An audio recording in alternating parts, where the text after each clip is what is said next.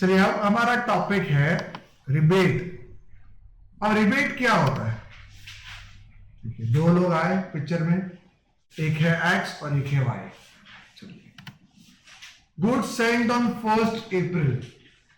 Entry क्या होगी sir हम जानते हैं, Mister X to sales, purchase to Mister Y. इसके दम से मास्टर हो गए।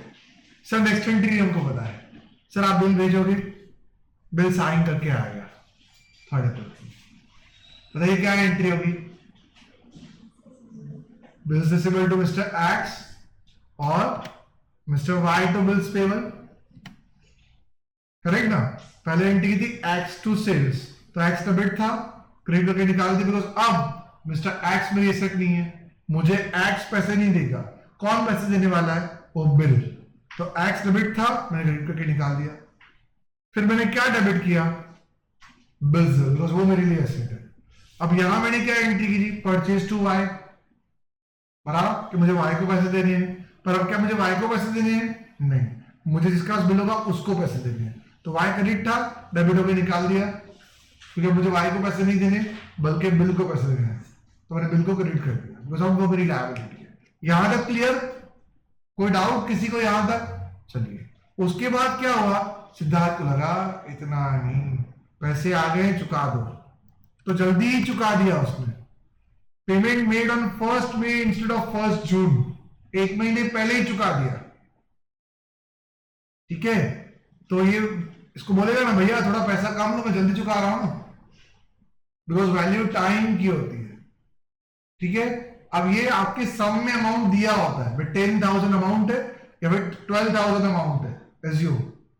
ठीक है, और 12 महीने के 12%, 12 महीने के 12%, तो 1 महीने का 1%। समझ में आ रही बात? तो 10,000 का 1% कितना होगा? 100 रुपीज। तो 100 रुपीज काट लेते हैं, बाकी के पैसे दे देते हैं। तो इसको पैसे कितने मिलेंगे? बैंक से मिले 9900,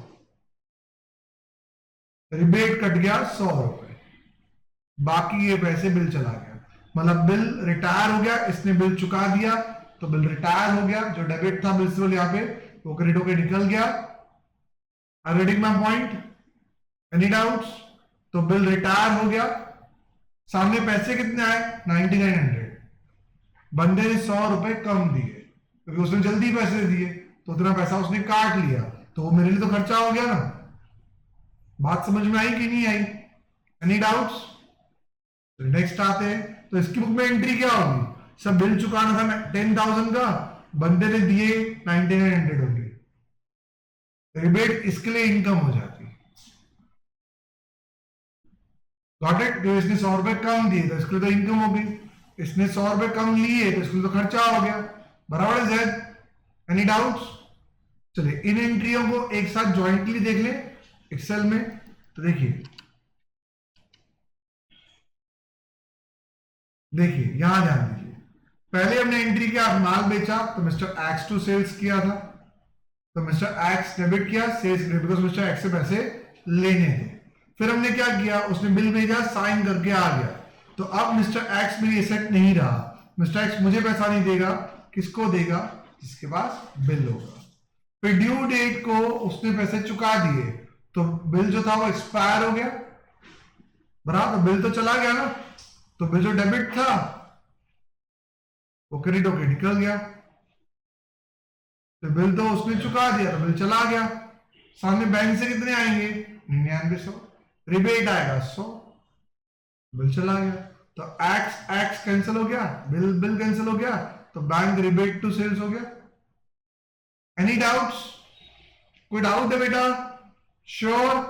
चलिए नेक्स्ट टाइम, नेक्स्ट आते हैं। हाँ जी बोलिए। चलिए नेक्स्ट पॉइंट है परचेज टू मिस्टर वाई। तो एंट्री क्या होगी भाई? माल खरीदा उसने, तो एंट्री आई परचेज टू वाई, वाई को पैसे देने हैं, बराबर? बाद में क्या हुआ? एक्स ने सॉरी वाई ने बिल भेजा, इसे साइन करके दे दिया, तो अब ये वाई को पैसा देगा या बिल को? बिल को। तो वाई क्रेडिट था, उसने डेबिट करके उसको निकाल दिया, और सामने कोई नई लायबिलिटी खड़ी कर दी बिल की। तो एक लायबिलिटी उतार दी, दूसरी लायबिलिटी चढ़ा दी। Any doubts?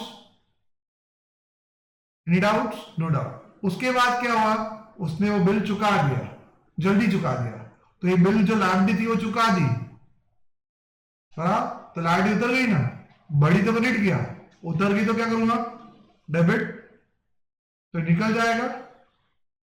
Getting my point? तो आपने फिर बिल से बिल चुकाया 10,000 रुपए का, सामने दिए कितने, 9900, तो 100 रुपए आपने कमा लिए जल्दी चुका के। Any doubts? बोलो, कोई डाउट हो तो बोलो, कोई परेशानी नहीं है। चलिए, ये पॉइंट हमारा क्लियर हुआ। चलो, चलिए नेक्स्ट लें।